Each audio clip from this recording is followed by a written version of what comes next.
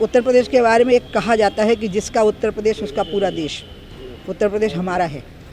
उत्तर प्रदेश को जो ज़रूरतें थी वो हमने पूरी की। इनको विकास की ज़रूरत थी, अपराधियों के अंदर भय पैदा करने की ज़रूरत थी, अपराधियों पर कड़ी कार्रवाई की ज़रूरत थी, विकास की, रोटी और रोजगार की ज़रूरत थी, वो योगी सरकार ने पूरा किया है। इसलिए ममता बनर्जी का तो कोई मतलब ही नहीं बचा, क्योंकि वो स्वयं का विधानसभा हार चुकी हैं, शुभेंदु अधिकारी से हमारी बीजेपी से हार चुकी हैं। और बाकी जो भी लामबंद होंगे लोग, इनमें शक्ति नहीं है, शक्तिहीन हो गए हैं। ये सड़क पे नहीं खड़े हो पा रहे हैं, सामने नहीं आ पा रहे हैं। आप कहेंगे कि कोरोना चल रहा है तो कैसे आएंगे? नहीं, कोरोना में भी मास्क लगा के आ सकते। योगी तो घूमे हैं ना, कोरोना काल में भी घूमे हैं, कोरोना काल की मर्यादाओं का पालन करते हुए घूमे। ये तो घरों में दुबके हुए लोग हैं, इनकी कोई हैसियत नहीं बची है। ये पहले से और ज़्यादा इनकी भद्द पिटने वाली है। उत्तर प्रदेश में बहुत बड़े बहुमत से सरकार बनने वाली है फिर से भाजपा की। क्यों लगता है आपको भला नहीं कर सकता, इसलिए सारा एक हो जाता है? चाहे जो कभी एक दूसरे के साथ नहीं आते वो सब ऐसे समय में साथ नहीं आते वो सब ऐसे समय में। इसका कारण यह है कि हम जब भी सत्ता पलट करते थे तो हम उसमें होते थे, भाजपा होती थी। उत्तर प्रदेश में हो या देश में हो, हमारी ताकत बहुत बड़ी थी। आज वो ताकत उनसे खो गई। अब उनके पास में जो ताकत थी, वामपंथी थे, समाजवादी थे, तो ये अपने आदर्शों से बहुत नीचे गिर गए। तीसरा जो घटना हो गई है वो ये हो गई है कि इसके पहले हमारी पार्टी को पिछड़ों और गरीबों की पार्टी नहीं माना जाता था, लेकिन मोदी जी ने जो एजेंडा पलट दिया देश की राजनीति का, स्वयं अति पिछड़ी जाति में पैदा हुए वो व्यक्ति हैं जो सर्वजन समाज में स्वीकृत हुए हैं और जिनने विकास को एजेंडा बनाया है, तो सबकी बोलती बंद हो गई। उसी में सब साफ हो गए। वो 100 सुनार की और 1 लोहार की पड़ी, तो उसमें समाजवादी भी साफ हो गए, कांग्रेस भी साफ हो गई और साम्यवादी भी साफ हो गए। इसलिए बेचारे देखिए ना, ममता बनर्जी को पकड़ रहे हैं, कहीं ओवैसी को पकड़ के ला रहे हैं। जो अपनी विधानसभा का चुनाव हार चुकी है वो यहाँ किसको जिता सकती है? क्योंकि ओवैसी फैक्टर कुछ काम करेगा? कोई नहीं काम करेगा। मुस्लिम्स को ये करूँगा, उनको लगता है कि मुसलमानों के खिलाफ उत्तर प्रदेश में बहुत अन्याय हो रहा है, अत्याचार हो रहा है। उत्तर प्रदेश में अपराधियों पर कार्रवाई हुई है, मुसलमानों पर कार्रवाई नहीं हुई है। जितनी भी केंद्र की और राज्य सरकार की योजनाएं हैं उनका लाभ मुसलमानों को भी पूरा मिला है और इस बात को मुसलमान समझते हैं। अब मुसलमान पढ़ लिख गए हैं, कुरान को वो पढ़ते हैं, नमाज पढ़ते हैं, अपने धर्म को मानते हैं, लेकिन अपने सामाजिक जीवन को वो धर्म से नहीं चलाएंगे। अब वो धर्म से निजी जीवन को चलाएंगे और सामाजिक जीवन को रोटी और रोजगार की व्यवस्था देख करके चलाएंगे। ये समझ इन मुस्लिम नेताओं को भी हो चुकी है। ये तो खाली एक दिखाने के लिए ये मीडिया के मुगल हैं, हमारे ओबीसी भाई साहब, ये मीडिया मुगल हैं, इनका नीचे कोई अस्तित्व नहीं है।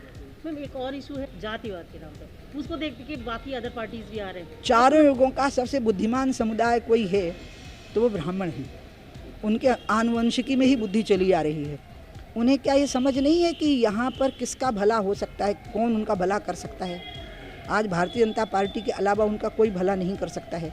जिस प्रकार से सुरक्षा, रोजगार, व्यवस्थाएं, आतंक को भय से मुक्ति मिली है, एक भ्रष्टाचार मुक्त शासन मिला है, सबसे ज़्यादा बुद्धिमान समाज है वो सम्मेलनों में आ जाएंगे वो, लेकिन वो रहेंगे भाजपा के साथ। तो कह रहे हैं कि बीजेपी के समय शासनकाल में बड़ा अन्याय हुआ, 400 से ज़्यादा ब्रह्म हत्याएँ हुई, तो भाजपा मतलब लगी हुई है ब्राह्मणों को ख़त्म करने में।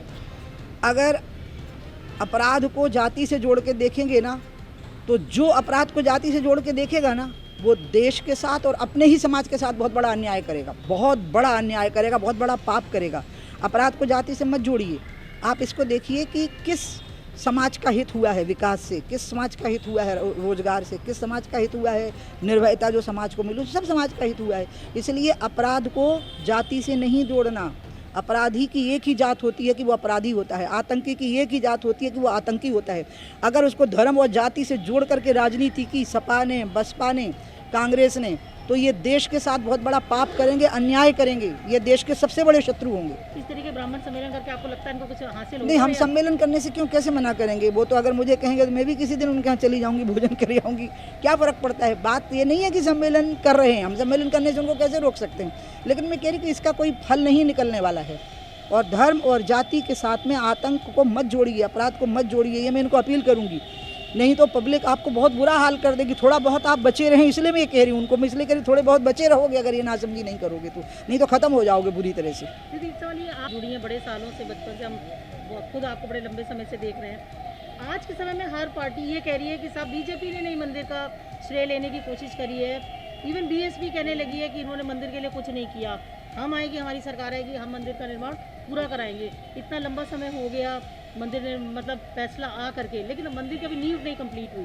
क्या लग रहा है कि क्यों ये लोग फिर अब इस तरीके के? अब देखिए, वो किसी गड्ढे में तो रहते नहीं, उनको अच्छी तरह से पता है कोरोना काल रहा है, बीच बीच में काम रुके हैं, बहुत सारे काम रुके हैं, कोशिश करी है।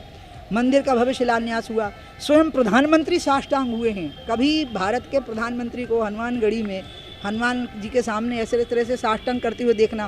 प्रधानमंत्री का जो उद्बोधन हुआ है उस दिन शिलान्यास के समय पे, उस दिन हम सब भाव विभोर हो गए थे कि हमें अपनी आंखों के सामने ये देखने को मिल गया।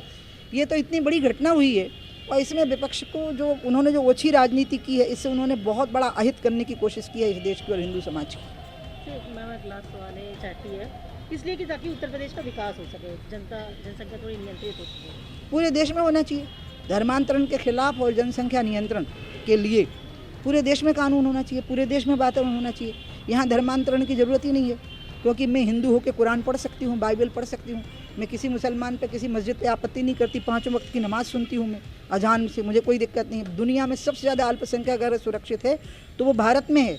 वो अमेरिका में खुलेआम अजान नहीं हो सकती, वहाँ ऐसी कोई जगह नहीं हो सकती खुलेआम माइक पे अजान हो। यहाँ होती, हम सुनते हैं, हम कुछ नहीं बोलते हैं। इसलिए तो वो देश है जहाँ बहुसंख्यक अल्पसंख्यक से डर के रहता है और उसको डराया जाता है, खबरदार जो तुमने अल्पसंख्यकों को परेशान किया, वो स्थिति रहती है। इसलिए यहाँ पर धर्मांतरण की बिल्कुल ज़रूरत नहीं है। धर्मांतरण के खिलाफ सख्त कानून आना चाहिए और जनसंख्या नियंत्रण के लिए भी आना चाहिए, क्योंकि जो आबादी है और जो ज़मीन है, जो आबादी है और जो आर्थिक स्थितियाँ हैं, उसमें ऐसे बच्चे को जन्म देना जिसकी 2 टाइम की रोटी का आप इंतजाम ना कर सकें, महापाप है। इसलिए जनसंख्या नियंत्रण, बहुत कठोर जनसंख्या नियंत्रण का कानून जरूरी है। इसके लिए किसी को धर्म से जोड़ देना आप कहाँ तक से मानते हैं कि जनसंख्या विकास को, देश के भविष्य को, देश की खुशहाली को, इसको धर्म और जाति से जोड़ के जो देखेंगे, अब वो आप देखिएगा वो रसातल में पहुंचा दिए जाएंगे भारत की जनता के द्वारा।